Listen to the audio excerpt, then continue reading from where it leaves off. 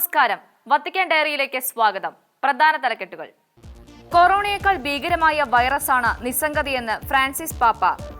മഹാമാരിയിൽ Mediterranean കടലിൽ മുങ്ങിമരിക്കാൻ വിധിക്കപ്പെടുന്നവർക്ക് Francis പാപ്പയുടെ ഹൃദയസ്പർശിയായ കത്ത്. മണിമാളികയിൽ കുർബാന ചൊല്ലുന്ന വൈദികൻ പറയുന്നു, മനുഷ്യരുടെ വിശദീകരണമാണ് വൈദികരുടെ ഇപ്പോഴത്തെ ധർമ്മം. മഹാമാരി മാനവരാശിയെ പഠിപ്പിക്കുന്നത് ഇതാണ്: മുറിവേൽക്കാത്തവരായി ആരുമില്ല. നാം എല്ലാം ദുർബലരും തുല്യരും അമൂല്യരുമാണ്. അതിനാൽ നിസ്സംഗത എന്ന ഭീകര വൈറസിനെതിരെ പൊരുതേണ്ടിയിരിക്കുന്നു. മഹാമാരി കാലത്ത് പാപ്പ വത്തിക്കാൻ വിട്ടത് രണ്ടാം തവണയാണ്.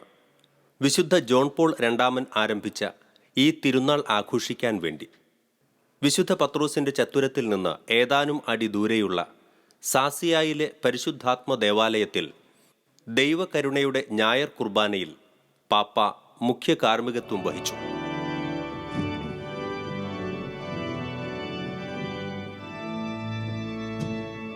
വിശുദ്ധ ജോൺ പോൾ രണ്ടാമൻ മാർപ്പാപ്പയാണ് ഈ റോമൻ തീർത്ഥാലയം സനാതന നഗരത്തിലെ ദൈവകരുണ ആരാധനയ്ക്കായി സമർപ്പിച്ചത്. 20-ാം നൂറ്റാണ്ടിന്റെ ആദ്യ പകുതിയിൽ ഈ ആരാധന പ്രചരിപ്പിച്ച സിസ്റ്റർ ഫൗസ്റ്റീന കോവാൽസ്കയെ 2000-ൽ ജോൺ പോൾ പാപ്പ വിശുദ്ധയായി പ്രഖ്യാപിച്ചു. ഏതാനും അടുത്ത ശുശ്രൂഷകരോടൊപ്പം ദിവ്യബലി അർപ്പിച്ച ഫ്രാൻസിസ് പാപ്പ 2016-ലെ കരുണയുടെ അസാധാരണ ജൂബിലി ആഘോഷത്തിൽ ഉപദേശിച്ച അതേ ആശയങ്ങൾ ആവർത്തിച്ചു. ദൈവവുമായി നമുക്കുള്ള കണക്കുകൾ തീർക്കാനുള്ള ഒരു ജോലിയല്ല ദൈവം നമ്മെ ഏൽപ്പിച്ചിരിക്കുന്നത്, മറിച്ച് നമ്മെ സദാ ഉയർത്തിക്കൊണ്ടിരിക്കുന്ന പിതാവാണ് ദൈവം.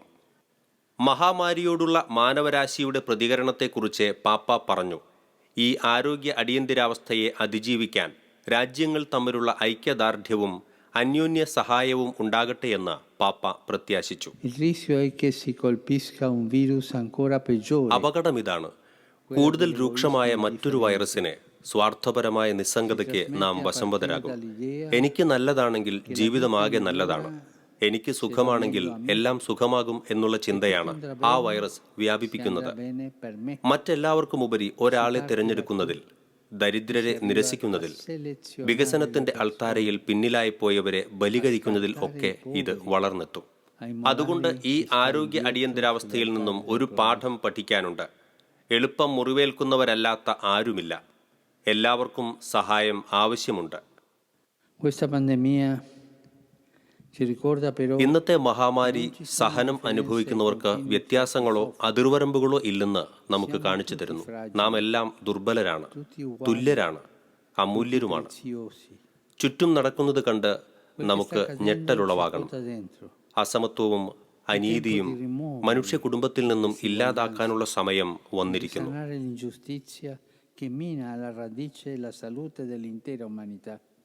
മഹാമാരി അവസാനിപ്പിക്കണമേ എന്ന പ്രാർത്ഥനയോടെ അസാധാരണ പ്രാർത്ഥനായോഗം സായാഹ്നത്തിൽ സംഘടിപ്പിച്ചപ്പോൾ പാപ്പ മുന്നോട്ടുവെച്ച അതേ ആശയമാണിത്.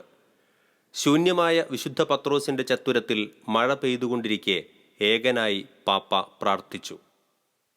ക്വാറന്റൈൻ പ്രഖ്യാപിച്ച ശേഷം ഇത് രണ്ടാം വട്ടമാണ് പാപ്പ വത്തിക്കാൻ വിട്ടത്. ആദ്യ തവണ സാൻ മാർസലോ ദേവാലയത്തിലെ അത്ഭുത കുരിശിന് മുൻപാകെ പ്രാർത്ഥിക്കാനായി പോയി. കൊറോണ വൈറസ് മഹാമാരിക്ക് ഇടയായവർക്ക് വേണ്ടി പാപ്പ പ്രാർത്ഥിച്ചു. കോവിഡ് ബാധയെ തുടർന്ന് ഫ്രാൻസിസ് മാർപ്പാപ്പ പ്രഖ്യാപിച്ചിരുന്ന 2 ആഗോള പരിപാടികൾ മാറ്റിവെച്ചു. ലിസ്ബണിൽ ചേരാനിരുന്ന ലോക യുവജന ദിനവും റോമിലെ ആഗോള കുടുംബ സമ്മേളനവുമാണ് മാറ്റിയത്. നിലവിലെ ആരോഗ്യ പ്രതിസന്ധി കാരണം യാത്രയ്ക്കും ലോകമെമ്പാടും ഒട്ടേറെ യുവജനങ്ങൾക്കും കുടുംബങ്ങൾക്കും പ്രതിബന്ധമുണ്ടായതിനാൽ ലോക കുടുംബ സമ്മേളനവും ലിസ്ബൺ യുവജന സമ്മേളനവും മാറ്റിവെച്ചതായി വത്തിക്കാൻ വക്താവ് അറിയിച്ചു. 2021-ൽ റോമിൽ ചേരാനിരുന്ന കുടുംബ സമ്മേളനം 2022-ൽ അവിടെ വെച്ച് നടക്കും. ലോക യുവജന ദിനം 2022-ൽ ലിസ്ബണിൽ ചേരാൻ തീരുമാനിച്ചിരുന്നത് 2023-ലേക്ക് മാറ്റി. ലോക കുടുംബ സമ്മേളനം 2018 ഓഗസ്റ്റിൽ ഡബ്ലിനിൽ ചേർന്നപ്പോൾ 3 ലക്ഷം പേർ പങ്കെടുത്തിരുന്നു. 2019 ജനുവരിയിൽ പനാമയിൽ ചേർന്ന ലോക യുവജന ദിനത്തിൽ 7 ലക്ഷം യുവത പങ്കെടുത്തു. സമാധാനം എന്നത് ശാന്തമായിരിക്കലല്ല, യേശു പഠിപ്പിച്ച സമാധാനം സർഗാത്മക സാധ്യതകളുള്ള അനുരഞ്ജനത്തിന്റെ മറ്റൊരു പാതയാണെന്ന് ഫ്രാൻസിസ് പാപ്പയുടെ വേദോപദേശം. സമാധാനം എന്നാൽ സ്വസ്ഥമായിരിക്കൽ എന്നല്ല. സ്വയം ത്യാഗം ചെയ്യാതെ അനുരഞ്ജനമില്ല. സാധാരണ രാഷ്ട്രീയ നേതാക്കളെ പാപ്പ കാണാറുമില്ല. തൻ്റെ ലൈബ്രറിയിലുള്ള അതേ മുറിയിലാണ് പുതു കൂടിക്കാഴ്ച നടത്തിയത്. ഏഴാമത്തെ സുവിശേഷ ഭാഗ്യമായ സമാധാനം സ്ഥാപിക്കുന്നവർ ഭാഗ്യവാന്മാർ, അവർ ദൈവപുത്രന്മാരെന്ന് വിളിക്കപ്പെടും എന്നതിനെക്കുറിച്ചുള്ള വേദോപദേശം തുടരുകയായിരുന്നു പാപ്പ. സമാധാനം എന്ന ആശയത്തെ ലളിതമായി കാണരുത്. സമാധാനം എന്നാൽ സ്വസ്ഥത, സൗഹാർദ്ദം, ആന്തരിക ശാന്തി എന്നൊക്കെ ചിന്തിക്കാൻ ഒരാൾക്ക് തോന്നും. ഈ വ്യാഖ്യാനം അപൂർണമാണ്. അത് സാർവദേശീയമല്ല. കാരണം വളർച്ചയുടെ സുപ്രധാനമായ നിമിഷങ്ങളിൽ ഒന്നാണ് സ്വസ്ഥതയില്ലായ്മ. നിരവധി വട്ടം കർത്താവ് നമ്മളിൽ ഈ സ്വസ്ഥതയില്ലായ്മ നിക്ഷേപിക്കും. കാരണം അങ്ങനെ നമുക്ക് അവനോട് കൂടുതൽ അടുക്കാനും അവനെ കണ്ടെത്താനും കഴിയും.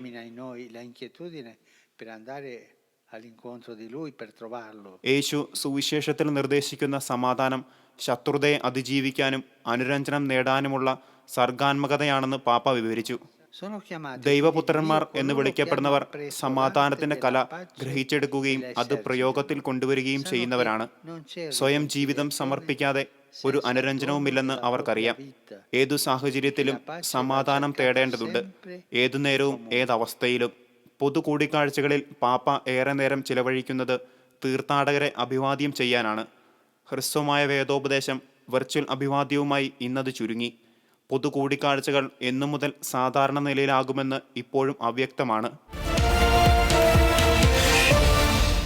ഞാൻ നിങ്ങളോടൊപ്പം ഉണ്ടെന്ന് കണക്ക് കൂട്ടുക.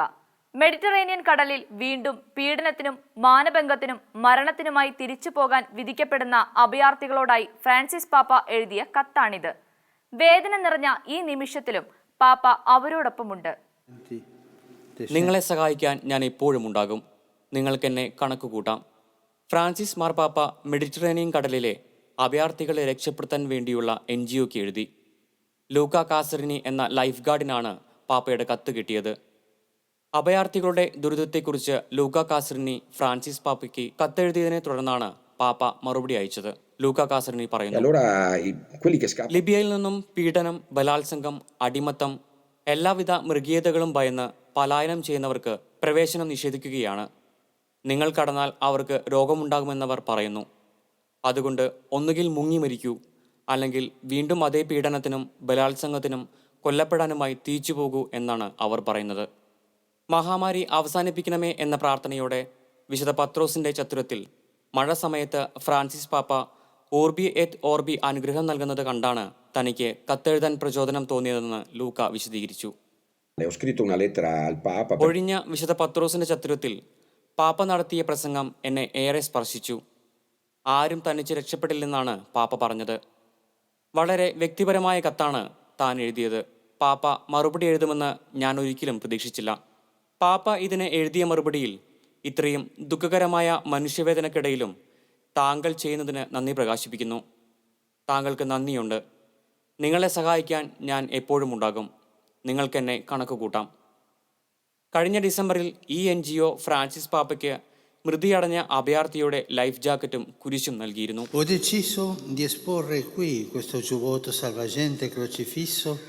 ഈ ലൈഫ് ജാക്കറ്റ് ക്രൂശിതന്റെ കുരിശിൽ പ്രദർശിപ്പിക്കാൻ ഞാൻ തീരുമാനിച്ചത് നമ്മുടെ കണ്ണും ഹൃദയങ്ങളും ഓരോ മനുഷ്യജീവനും രക്ഷിക്കപ്പെടാനായി തുറന്നിരിക്കണമെന്ന് ഓർമ്മിപ്പിക്കാൻ വേണ്ടിയാണ്. ഇതാണ് വിശ്വാസികളെയും അവിശ്വാസികളെയും ബന്ധിപ്പിക്കുന്ന ധാർമ്മിക ഉത്തരവാദിത്വം.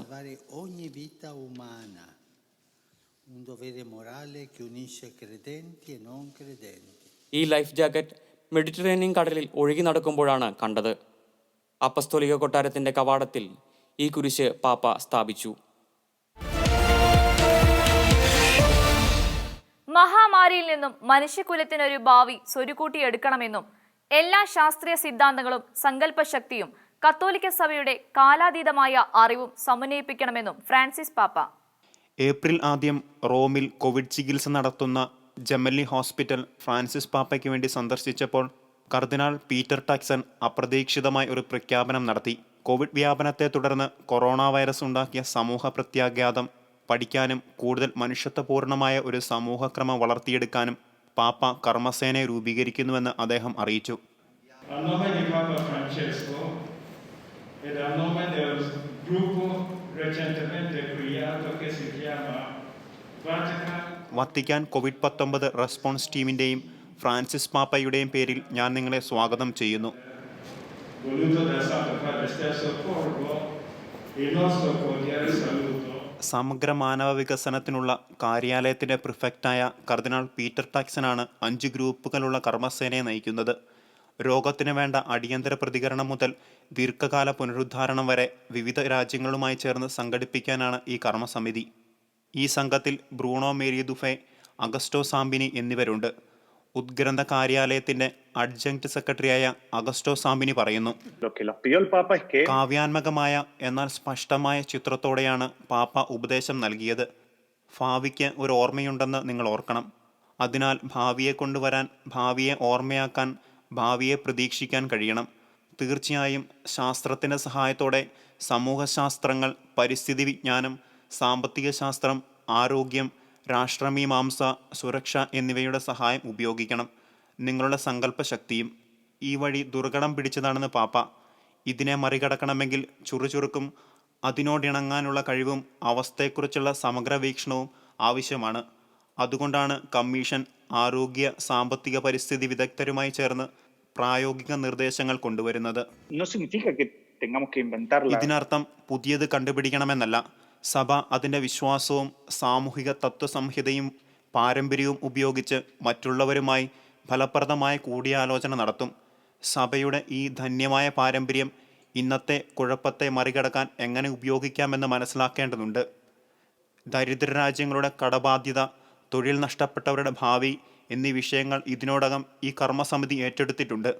ഇന്നത്തെ ദുരന്തത്തിൽ നിന്നും കൂടുതൽ മനുഷ്യത്വപൂർണമായ സമൂഹമാക്കി വളർത്തിയെടുക്കാൻ എങ്ങനെ കഴിയുമെന്നുള്ളതാണ് പാപ്പയുടെ ആശയം. ദുരന്തങ്ങൾ മറ്റുള്ളവരുടെ ചിലവിൽ ചിലർക്ക് ചൂഷണത്തിനും മേൽക്കൈക്കും അവസരമാകരുത്. 2008 ദുരന്തത്തിൽ നിക്ഷേപകർക്ക് പകരം നാം ബാങ്കുകളെയാണ് രക്ഷപ്പെടുത്തിയത്. ഇത്തരം പഴയ തെറ്റുകൾ ആവർത്തിക്കരുത്. ഇന്നത്തെ കുഴപ്പത്തിൽ പുതിയ തന്ത്രങ്ങൾ മെനഞ്ഞെടുക്കേണ്ടതുണ്ടെന്ന് പാപ്പ ബോധവാനാണ്. വ്യത്യസ്ത രംഗങ്ങളിലുള്ളവരുമായി ഒത്തുചേർന്ന് അതീവ വേഗതയിൽ കാര്യങ്ങൾ നടത്തണം. പാപ്പയ്ക്ക് ആവശ്യമായ നിർദ്ദേശങ്ങൾ എത്രയും പെട്ടെന്ന് നൽകേണ്ടതുണ്ട്. കോവിഡാനന്തര ലോകത്തിന്റെ അടിസ്ഥാന ശില മനുഷ്യൻ ഈ ദുരന്തകാലത്ത് ഉണ്ടാക്കിയെടുക്കുന്ന സ്നേഹത്തിന്റെയും ഐക്യത്തിന്റെയും ചങ്ങലയാണെന്ന് ഇറ്റലിയിലെ കൊറോണ വൈറസ് പ്രഭവ കേന്ദ്രമായ ബർഗമോയിൽ നിന്നുള്ള വൈദികൻ. കൊറോണ മഹാമാരി മനുഷ്യബന്ധങ്ങളെ കൂടുതൽ സുദൃഢമാക്കുന്നു. ബർഗോമോയിലെ ജിയോവാനി 23 ആശുപത്രിയിലെ ചാപ്ലൻ സ്റ്റെഫാനോ ഡൊമിനിക്ക് അല്പം പോലും വിശ്രമിക്കാൻ നേരമില്ല. ചിലപ്പോൾ രോഗിയുടെ മുറിയുടെ വാതിലിൽ നിന്ന് രോഗിയെ അനുഗ്രഹിക്കേണ്ടി വരുന്നു. ചില നേരത്ത് ഡോക്ടർമാരെയും നഴ്സുമാരെയും പോലെ തല മുതൽ പാദം വരെ മൂടിക്കെട്ടി രോഗിയുടെ നിശ്ചിത അകലം പാലിച്ചു നിന്ന് രോഗീ ലേപന ശുശ്രൂഷ ചെയ്യേണ്ടി വരുന്നു. ഒരു ബന്ധുവോ ചിലപ്പോൾ നേഴ്സോ ഞങ്ങളെ വിളിച്ച് ദയവായി ഒന്ന് വരുമോ എന്ന് ചോദിക്കും. എല്ലാ വ്യാഴാഴ്ചയും ദിവ്യകാരുണ്യവുമായി ഫാദർ സ്റ്റെഫാനോ ആശുപത്രിയുടെ ഇടനാഴിയിലൂടെ രോഗികളുടെ മുറികൾക്ക് മുമ്പിലൂടെ നടക്കും. ദിവ്യകാരുണ്യം കാണുമ്പോൾ ഒരുപാട് പേരും അവിടെ നിൽക്കുകയും കുരിശു വരയ്ക്കുകയും പ്രാർത്ഥിക്കുകയും അനുഗ്രഹം ചോദിക്കുകയും ചെയ്യും. രോഗികളും സന്ദർശകരും മുതൽ ഡോക്ടർമാരും നഴ്സുമാരും വരെ അവർ നിന്ന് നിങ്ങളെ നോക്കും. നിങ്ങൾ അവരെ നോക്കി ആശീർവദിക്കും. അവരപ്പോൾ കുരിശു വരയ്ക്കും. സാധാരണ പുറത്തേക്ക് പ്രകടിപ്പിക്കാത്ത വിശ്വാസം ഇങ്ങനെ അവർ ശാന്തമായി പ്രകടിപ്പിക്കുകയാണ്. കൊറോണ വൈറസ് എല്ലാവരെയും മുഖം മൂടിക്കെട്ടാൻ നിർബന്ധിതരാക്കുന്നു. കണ്ണുകൾ മാത്രമേ കാണാൻ കഴിയൂ. ആശുപത്രിയിലെ ചാപ്പലേന് ഇത് പക്ഷേ ഒരു തടസ്സമല്ല, ഒരു അവസരമാണ്. അവരുടെ നോട്ടത്തിൽ അനുകമ്പയും പ്രത്യാശയും വിശ്വാസവും പ്രാർത്ഥനയും അനുഗ്രഹവും ദൃശ്യമാണ്. ആ ആളിനെ ആശീർവദിച്ച ശേഷം ഞങ്ങളെയും ആശീർവദിക്കുമോ എന്ന് പലരും ചോദിക്കും. തീർച്ചയായും ഫാദർ, എനിക്കിനിയും താങ്ങാൻ വയ്യ. അങ്ങേക്കത് ചെയ്യാനാവും. എന്നെ ആശീർവദിക്കൂ. തീർച്ചയായും വളരെ ശക്തമായ മനുഷ്യബന്ധമാണ് ഒരാൾക്ക് അനുഭവവേദ്യമാവുക. എനിക്ക് തോന്നുന്നു, അല്ലെങ്കിൽ ഞാൻ പ്രതീക്ഷിക്കുകയെങ്കിലും ചെയ്യുന്നു, കോവിഡാനന്തര ലോകത്ത് ഇതായിരിക്കും ആദ്യത്തെ അടിസ്ഥാന ശില. വൈറസിനെ തോൽപ്പിക്കാൻ ഡോക്ടർമാരും നഴ്സുമാരും രോഗികൾക്കൊപ്പം ചേർന്ന് നടത്തുന്ന പരിശ്രമം അദ്ദേഹത്തെ വല്ലാതെ സ്പർശിച്ചു. പുതിയൊരു ലോകക്രമം ഉണ്ടാക്കിയെടുക്കാനുള്ള വലിയ പാഠമാണ് ഇങ്ങനെ ഒരുമിച്ച് ജോലി ചെയ്യാനുള്ള കഴിവെന്ന് ഡുബിനി പറഞ്ഞു. ഈസ്റ്റർ കൂട്ടഹത്യ നടത്തിയ ഭീകരവാദികൾക്ക് സ്നേഹത്തിന്റെ ഉദാത്തമായ മാപ്പ് നൽകിക്കൊണ്ട് കർദിനാൾ മാൽക്കം രജിത്ത്. വിശ്വാസം വെല്ലുവിളിക്കപ്പെട്ടപ്പോൾ ഈ ദ്വീപ് രാജ്യത്ത് അത് പൂർവാധികം ശക്തമായി. 8 വർഷമായി യുദ്ധത്തിന്റെ ദുരന്തം പേറുകയായിരുന്ന സിറിയ കൊറോണ വൈറസിന്റെ ഭീതിയിൽ. ഈ മാസം സിറിയയിൽ പടർന്നു പിടിച്ച കൊറോണ ബാധയിൽ ഇതിനകം 2 പേർ മരിച്ചു. 19 പേർക്ക് രോഗബാധയുണ്ടായി. വരും ദിവസങ്ങളിൽ കൊറോണ രോഗബാധിതരുടെ എണ്ണം സിറിയയിൽ വർദ്ധിക്കുമെന്നാണ് സംശയിക്കപ്പെടുന്നത്. 2 ആഴ്ചയ്ക്കുള്ളിലാണ് രാജ്യത്ത് കൊറോണ ബാധ കണ്ടെത്തിയതെന്നും പെട്ടെന്ന് വ്യാപിച്ചതെന്നും സിറിയയിലെ ലൂയിസ് പസോട്ട് പറഞ്ഞു. 19 പേരിൽ 2 പേർ മരിച്ചു, 15 പേർ ചികിത്സയിലാണ്. 2 ആഴ്ച മുൻപാണ് ആദ്യത്തെ കേസ് കണ്ടത്. ഒറ്റപ്പെട്ട ചില കേസുകൾ വന്നതോടെ രാജ്യത്തിന്റെ പ്രവേശന കേന്ദ്രങ്ങളിൽ ടെസ്റ്റ് നടത്താനുള്ള സംവിധാനങ്ങൾ ഇതിനകം സർക്കാർ ഏർപ്പെടുത്തിയിരുന്നു. സിറിയ പോലെ യുദ്ധം തകർത്ത രാജ്യങ്ങളിൽ സന്നദ്ധ പ്രവർത്തനം നടത്തുന്ന സംഘടനയാണ് SOS. മഹാമാരി വ്യാപിച്ചാൽ സിറിയ പോലുള്ള രാജ്യങ്ങൾ അതിനെ മറികടക്കാൻ ഏറെ ക്ലേശിക്കേണ്ടി വരും. വൈറസ് പടർന്നാൽ അതികഠിനമായിരിക്കും സ്ഥിതി. രോഗത്തെ നിയന്ത്രിക്കാൻ വേണ്ടത്ര മെഡിക്കൽ സംവിധാനങ്ങൾ സിറിയയ്ക്കില്ല. ഒരുപാട് പേർ ഒരുമിച്ച് വന്നാൽ ചികിത്സിക്കാൻ സംവിധാനവുമില്ല. 8 വർഷമായി യുദ്ധത്തിലായിരിക്കുന്ന ജനതയ്ക്ക് ഇത് 2ാമത്തെ ദുരന്തമായി മാറും. പ്രാദേശിക സഭാ സന്നദ്ധ പ്രവർത്തകർ സഹായങ്ങൾ എത്തിച്ചുകൊണ്ടിരിക്കുന്നു. സർക്കാർ രാജ്യവ്യാപകമായി ലോക്ക്ഡൌൺ പ്രഖ്യാപിച്ചിരിക്കുന്നതിനാൽ വിവിധ നഗരങ്ങളിൽ അവശ്യവസ്തുക്കൾ അവർ വിതരണം ചെയ്യുന്നു. ചില ദേവാലയങ്ങളിൽ നിന്നും ധനസഹായം നൽകുന്നുണ്ട്. ഞങ്ങൾക്ക് അവരെ സഹായിക്കാതിരിക്കാൻ കഴിയില്ല. കാരണം സർക്കാർ നിയന്ത്രണമുള്ളതിനാൽ ജോലി ചെയ്യാൻ കഴിയാത്തതുകൊണ്ട് അവർക്കൊരു വരുമാനവുമില്ല. ചില ദേവാലയങ്ങൾ ആഹാരമുണ്ടാക്കി SOS വഴി വിതരണം ചെയ്യുന്നു. മുതിർന്നവർക്കുള്ള ശുചിത്വ കിറ്റുകൾ, മാസ്ക്, ഗ്ലൗസ് എന്നിവയും എത്തിക്കുന്നുണ്ട്. ക്രിസ്ത്യാനികൾ മാത്രമല്ല, സിറിയയിലെ എല്ലാ ജനങ്ങളും ഈ പുതിയ വെല്ലുവിളിയെ വിശ്വാസവും ഐക്യദാർഢ്യവും കൊണ്ടാണ് അതിജീവിക്കുന്നത്. കഴിഞ്ഞ 8 വർഷത്തെ സംഘർഷത്തെയും അവർ അങ്ങനെ തന്നെ അതിജീവിച്ചു. 2019 ഏപ്രിൽ 21 ശ്രീലങ്കയുടെ തലസ്ഥാനമായ കൊളംബോയിലെ ഈ ദേവാലയത്തിൽ ഒരു മനുഷ്യബോംബ് 100 പേരെ കൊലപ്പെടുത്തി. ഏതാനും മൈലുകൾക്കകലെ 20 മിനിറ്റുകൾക്ക് ശേഷം നെഗംബോയിലെ സെന്റ് സെബാസ്റ്റ്യൻ ദേവാലയത്തിലും സമാനമായ കൂട്ടക്കൊല നടന്നു. അത് ഈസ്റ്റർ ഞായറായിരുന്നു. ദേവാലയങ്ങൾക്കു നേരെ സമീപകാലത്തുണ്ടായ ഏറ്റവും വലിയ ആക്രമണത്തിന് 1 വർഷം തികയുമ്പോൾ Colombo archbishop Malcolm Ranjith video സന്ദേശത്തിൽ ഇങ്ങനെ പറയുന്നു: ഞങ്ങൾ ആ തീവ്രവാദികൾക്ക് സ്നേഹം നൽകുന്നു. ഞങ്ങൾ അവരോട് ക്ഷമിച്ചിരിക്കുന്നു. അതിക്രൂരമായ ഈ നരഹത്യ ശ്രീലങ്കയിലെ ന്യൂനപക്ഷമായ കത്തോലിക്ക വിശ്വാസികളുടെ വിശ്വാസത്തെ കൂടുതൽ ആഴപ്പെടുത്തിയതേ ഉള്ളൂ. ഈ ആക്രമണ പരമ്പരകളിൽ കൊല്ലപ്പെട്ടത് ക്രിസ്ത്യാനികൾ മാത്രമല്ലെന്നും ബുദ്ധമതക്കാരും ഹിന്ദുക്കളും മുസ്ലിങ്ങളും ഉൾപ്പെടെ 279 പേർ മരണത്തിന് ഇരയായെന്നും കർദിനാൾ രഞ്ജിത്ത് പറഞ്ഞു. തീവ്രവാദികൾ നശിപ്പിച്ച 2 ദേവാലയങ്ങളും പൂർണ്ണമായി പുനർനിർമ്മിച്ച് സജീവമായി ആരാധന തുടങ്ങി. കൊറോണ വൈറസ് വ്യാപനത്തെ തുടർന്നുള്ള നിയന്ത്രണങ്ങളാൽ ഇപ്പോൾ വിശ്വാസികൾക്ക് ഒത്തുകൂടാൻ കഴിയുന്നില്ല. കെട്ടിടങ്ങൾ മാത്രമല്ല ഇത്. പ്രാദേശിക സഭയുടെ അഭ്യർത്ഥന പ്രകാരം മാനസികാഘാതത്തെ അഭിമുഖീകരിക്കേണ്ടി വന്നവർക്ക്, മൃതിയടഞ്ഞവരുടെ ആത്മാക്കൾക്ക് എയ്ഡ് ടു ദി ചർച്ച് ഇന്നീട് നടത്തിയ സ്മാരക നിർമ്മിതി കൂടിയാണിത്. ബോംബിനേക്കാൾ ശക്തം എന്ന ആപ്തവാക്യമുയർത്തി ഈ ചെറു കത്തോലിക്ക സമൂഹം അത് കടന്നുപോയ ദുരന്ത നിമിഷങ്ങളെ അന്താരാഷ്ട്ര സമൂഹത്തിന്റെ സഹായത്തോടെ അതിജീവിച്ചു. ദേവാലയങ്ങൾ അടഞ്ഞു കിടക്കുമ്പോൾ സാൻ സാൽവത്തോറെ ഇടവ വികാരി സഭാ കൂട്ടായ്മയുടെ പുതിയ താളുകൾ രചിക്കുന്നു. മനുഷ്യന്റെ ജീവിതയാത്രയിൽ അവന്റെ ദുർഘട നിമിഷത്തിൽ ഒപ്പമുണ്ടായിരിക്കുകയും വിശദീകരിക്കുകയും ചെയ്യുകയാണ് വൈദിക ധർമ്മമെന്ന് മോൺസിഞ്ഞോർ ബോഞ്ഞി യോവന്നി. ലോറോയിലെ സാൻ സാൽവത്തോറെ ഇടവക വികാരി കൊറോണ വൈറസ് കൊണ്ട് മനം തകർന്നില്ല. മറിച്ച് ആ വൈദികൻ പുതിയ ഉയരങ്ങളിലേക്കാണ് പോകുന്നത്. വാച്യാർത്ഥത്തിൽ അദ്ദേഹത്തിൻ്റെ മണിമാളികയിലേക്ക്, ഇടവക സമൂഹത്തെ കർത്താവിലേക്ക് കൊണ്ടുവരാൻ. ഇടവക സമൂഹത്തെ ദേവാലയത്തിലെ ഇരിപ്പിടത്തിൽ ഇരുന്നല്ല മോൺസിഞ്ഞോർ ബോഞ്ഞിയോവന്നി കാണുന്നത്, കെട്ടിട മട്ടുപ്പാവിൽ നിന്നാണ്.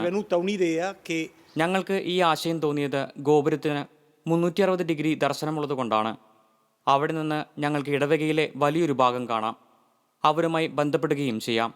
അദ്ദേഹം അവിടെ നിന്ന് ദിവ്യകാരുണ്യ ആശീർവാദം നടത്തുന്നു, ജപമാല നയിക്കുന്നു, ഈസ്റ്റർ ഞായറാഴ്ച കുർബാനയും ചൊല്ലി. ഗോപുരത്തിൽ നിന്നും ഞാൻ സംസാരിക്കുന്നത് അവർ കേൾക്കുമ്പോൾ ബാൽക്കണികളിലേക്ക് വരികയോ ജനല തുറക്കുകയോ ചെയ്യും. അങ്ങനെയും ഒരു കൂട്ടായ്മ ഉണ്ടാകുന്നു. ഞങ്ങൾ ഒരുമിച്ച് പ്രാർത്ഥിക്കുന്നു. എല്ലാവരും പരസ്പരം ചോദിക്കുന്നു, എങ്ങനെയുണ്ട്, സുഖമാണോ, ഇപ്പോഴും ജീവിച്ചിരിക്കുന്നുണ്ടല്ലോ എന്നൊക്കെ. താഴെ ചത്തുരത്തിൽ കൂടുന്നതിന് പകരം അവർ കെട്ടിടമട്ടുപ്പാവിൽ ഒരു സമൂഹമായി മാറുന്നു. ഏതെങ്കിലും വിധത്തിൽ ഇടവക സമൂഹത്തെ കാണുന്നതിൽ ആഹ്ലാദം കണ്ടെത്തുന്ന അദ്ദേഹം ലോക്ക്ഡൗൺ വളരെ വിഷമമേറിയ സമയമാണെന്ന് സമ്മതിക്കുന്നു. ഇടവക ദേവാലയത്തിന് മുന്നിലൂടെ കടന്നു പോകുന്ന ആളുകളെ അഭിവാദ്യം ചെയ്ത് എങ്ങനെയെങ്കിലും അവരുമായി ബന്ധം നിലനിർത്തുന്നതിന് അവസരം കണ്ടെത്തുകയാണ് അദ്ദേഹം. അചിന്തനീയമായ അനുഭവമാണിത്. അതിൻ്റെ കാഠിന്യം വിവരണാതീതവും. മധ്യസ്ഥനായ ഒരു വൈദികൻ്റെ ധർമ്മം ദിവ്യബലി അർപ്പിക്കുന്നതും ജനങ്ങളെ അഭിമുഖീകരിക്കാൻ വഴി കണ്ടെത്തുന്നതുമാണ്. എന്നെ സംബന്ധിച്ച് ഈ ഈസ്റ്ററിൽ എനിക്ക് പുനർശ്വാസം കിട്ടിയതുപോലുണ്ട്. ഒഴിഞ്ഞ ദേവാലയത്തിൽ ത്രിദിന ചടങ്ങുകൾ നടത്തിയ ശേഷം ഞാൻ ഈസ്റ്റർ കുർബാന എൻ്റെ ജനങ്ങളുമായി ആഘോഷിച്ചു. ഈ കാലത്ത് ജനങ്ങൾ എവിടെയാണോ, ജീവിതയാത്രയുടെ ഏതവസ്ഥയിലാണോ, അവരെ അവിടെ കാണുകയും വിശദീകരിക്കുകയുമാണ് വൈദികൻ്റെ ധർമ്മമെന്ന് ബോനിയോവനി ഉറപ്പിച്ചു പറയുന്നു. ഈ നിമിഷങ്ങളിൽ അവർ വീട്ടിലായിരിക്കാം, അല്ലെങ്കിൽ ബാൽക്കണിയിലൂടെ പുറത്തേക്ക് നോക്കുകയായിരിക്കാം. അവിടെയാണ് വൈദികൻ ശുശ്രൂഷയ്ക്കുണ്ടാകേണ്ടത്. റാഫേലിന്റെ ചിത്രങ്ങൾ 500 വർഷങ്ങൾക്കിപ്പുറം നാം നോക്കിക്കാണുമ്പോൾ അതിന്റെ അഭൗമ സൗന്ദര്യം അവർണ്ണനീയമായി തോന്നും. റോമിൽ റാഫേലിന്റെ വെർച്വൽ ചിത്ര പ്രദർശനം നടക്കുകയാണ്. ലോക്ക്ഡൌൺ കാരണം ഇറ്റാലിയൻ ചിത്രകല സാംസ്കാരിക മ്യൂസിയങ്ങൾ അടഞ്ഞുകിടക്കുമ്പോൾ ആസ്വാദകർക്ക് അത് അനുഭവവേദ്യമാക്കാൻ ഓൺലൈൻ സംവിധാനങ്ങൾ. റാഫേലിന്റെ 500ാം ചരമവാർഷികത്തിന്റെ ഭാഗമായി വെർച്വൽ ടൂറുകൾ സംഘടിപ്പിക്കുകയാണ് ഇറ്റാലിയൻ കലാലോകം. റോമായിലെ ക്യുറീനയിലാണ് ഇത്തരം പ്രദർശനങ്ങൾ നടക്കുന്ന ഒരിടം. റാഫേലിന്റെ രചനകൾ 13 മിനിറ്റ് ദൈർഘ്യമുള്ള വീഡിയോയിലൂടെ അവതരിപ്പിക്കപ്പെടുന്നു. റാഫേലിന്റെ കൃതികളുള്ള 10 വ്യത്യസ്ത മുറികളാണ് ഒരുക്കിയിരിക്കുന്നത്. പന്തയോണിലെ റാഫേലിന്റെ കുടീരം, ലിയോ 10ാമന്റെ കത്തുകൾ, കവിതകളും പെയിന്റിങ്ങുകളും, ആദർശ വനിത, യുവ റാഫേൽ എന്നിങ്ങനെയാണ് അവ തരം തിരിച്ചിരിക്കുന്നത്. വത്തിക്കാൻ മ്യൂസിയങ്ങളും ഇതിൽ ഉൾപ്പെടുന്നു. കാഴ്ചക്കാർക്ക് പൊന്തിഫിക്കൽ കൊട്ടാരത്തിലെ റാഫേലിന്റെ 4 മുറികളും കാണാൻ അവസരമുണ്ട്. കോൺസ്റ്റന്റൈൻ, ഹിലിയോഡോറസ്, സെഗ്നാതുറ, ബൊർഗോ ആഗ്നി എന്നീ മുറികളാണിവ. ഇവയിൽ പ്രവേശിച്ചു കഴിഞ്ഞാൽ ഓരോ ചിത്രവും പേര് പറഞ്ഞ് വിശദീകരിക്കുന്നു. ഉദാഹരണത്തിന് കോൺസ്റ്റന്റൈന്റെ മുറിയിൽ കുരിശിന്റെ ദർശനം അഥവാ കോൺസ്റ്റന്റൈന്റെ മാമോദീസ ചിത്രീകരിച്ചിരിക്കുന്നു. റാഫേലിന്റെ മുറികൾക്കു പുറമെ വത്തിക്കാൻ മ്യൂസിയങ്ങളിലുള്ള 54 ഗ്യാലറികളും ഉൾപ്പെടുത്തിയിട്ടുണ്ട്. ഇതിൽ ഒന്ന് 1930കളിൽ ആരംഭിച്ച ചിത്ര ഗ്യാലറിയാണ്. ഇവിടെ അദ്ദേഹത്തിന്റെ ഏറ്റവും പ്രശസ്തമായ രചനകളിലൊന്നായ രൂപാന്തരീകരണം പ്രദർശിപ്പിച്ചിരിക്കുന്നു. ചിത്രകലാ ആസ്വാദകർക്ക് ജീവസുറ്റ വർണ്ണങ്ങളും നാടകീയ ഊർജവും ഈ രചനകൾ പകർന്നു നൽകും. ഇതിനു പുറമെ റാഫേലിന്റെ കന്യകയുടെ കിരീടധാരണം, ബാംഗ്ലിയോണി പ്രതല്ല, ഫൊളിഞ്ഞോയിലെ മെഡോണ എന്നിവയും അടുത്തു കാണാനുള്ള അവസരമുണ്ട്. യാത്രാ വിലക്കുകൾ നിലനിൽക്കുമ്പോഴും സൗന്ദര്യം എങ്ങനെ പ്രസരണം ചെയ്യാമെന്ന് കാണിക്കുകയാണ് 500 വർഷങ്ങൾക്കിപ്പുറം റാഫേലിനെ സ്മരിക്കുന്ന ഈ വെർച്വൽ എക്സിബിഷൻ. ഈ മഹാമാരിയിൽ ലോകത്തെ ഒരുപാട് ജനങ്ങൾ കുരിശിന് തൊട്ടടുത്താണ് ജീവിക്കുന്നത്. പക്ഷേ കുരിശ് വിജയത്തിന്റെ അടയാളമാണെന്നും അവൻ ഉത്തിതനാണെന്നും ഓർമ്മിപ്പിക്കുകയാണ് അർജന്റീനിയൻ ഗായിക. ക്വാറന്റൈൻ സർഗാത്മകതയ്ക്കുള്ള സമയമാണ്. മുന്നോട്ടു നീങ്ങാൻ, പ്രത്യാശ കൈവിടാതിരിക്കാനുള്ള സമയം. കത്തോലിക്ക ഗായിക അത്തനാസ് നൽകിയ സന്ദേശം അതാണ്. അർജന്റീനിയൻ ഗായിക വിവിധ കത്തോലിക്ക കലാകാരന്മാരോട് ചേർന്ന് പറയുന്നത് മനുഷ്യരാശി അഭിമുഖീകരിക്കുന്ന ഈ ദുർഘട നിമിഷത്തിലും ഭയക്കാതെ വിശ്വാസം വളർത്തണമെന്നാണ്. തുടക്കം മുതൽ ഞാനും എന്റെ ഭർത്താവും വിശ്വാസത്തിൽ ജീവിക്കാൻ തീരുമാനിച്ചു. മുമ്പൊരിക്കലും ഞങ്ങൾക്ക് ചെയ്യാൻ കഴിയാതിരുന്ന ഒരു കൂട്ടം കാര്യങ്ങൾ ചെയ്യാനുള്ള അവസരമായി ഞങ്ങൾ ഇതിനെ കണ്ടു. ഞങ്ങൾ മാറ്റിവെച്ചിരുന്ന പല സംഗീത പരിപാടികളും മറ്റു പദ്ധതികളും തീർക്കുക കൂടിയാണ്. ഈ നിമിഷത്തിൽ പ്രത്യാശയിലും ദൈവത്തിൽ വിശ്വാസമർപ്പിച്ചും കഠിനമായ നിമിഷങ്ങളെ കടന്നുപോകാൻ ഞങ്ങൾ ശ്രമിക്കുന്നു. കർത്താവ് കൃപാദാനങ്ങളാൽ ഞങ്ങളെ നിറയ്ക്കുന്നു. ഇതിനു പുറമെ ഈ ഐസൊലേഷൻ സമയത്ത് വിവിധ ഉദ്യമങ്ങളിൽ അത്തനാസ് പങ്കെടുത്തിരുന്നു. കത്തോലിക്ക കലാകാരന്മാരുമായി ചേർന്നുള്ള ചില സംഗീത പരിപാടികൾ ഉൾപ്പെടെ. ഫോൺ സ്ക്രീനിലോ കമ്പ്യൂട്ടറിലോ അവരെ കണ്ട് ജനങ്ങളിൽ പ്രത്യാശയും പുഞ്ചിരിയും വിടരണമെന്ന് അവർ ലക്ഷ്യമിടുന്നു.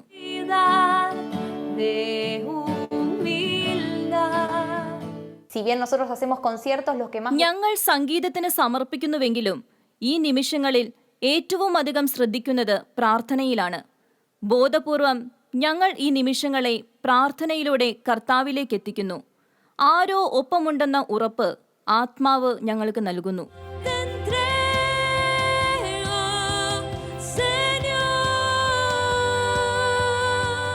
Mi propuesta es vivirlo como una... എന്റെ നിർദ്ദേശം ഇതൊരവസരമാണെന്നാണ്. ഒരുപാട് മനുഷ്യർക്കും ഈ നിമിഷങ്ങൾ കുരിശോളമാണ്. എന്നാൽ കർത്താവ് കുരിശിൽ വിജയശ്രീലാളിതനാണ്. അവൻ്റേതാണ് അവസാന വാക്ക്. കാരണം അവൻ മരിച്ചവരിൽ നിന്നും ഉയർത്തു. ഇരുളടഞ്ഞെന്ന് തോന്നുന്ന ഈ നിമിഷങ്ങളിൽ നമ്മിൽ ഓരോരുത്തരിലും പ്രകാശം വിതയ്ക്കാൻ ഇതിൽ പരം എന്തു വേണം? വത്തിക്കാൻ ഡയറിയുടെ ഈ എപ്പിസോഡ് ഇവിടെ പൂർണ്ണമാകുന്നു. വീണ്ടും അടുത്തയാഴ്ച ഇതേ ദിവസം ഇതേ സമയം. നന്ദി, നമസ്കാരം.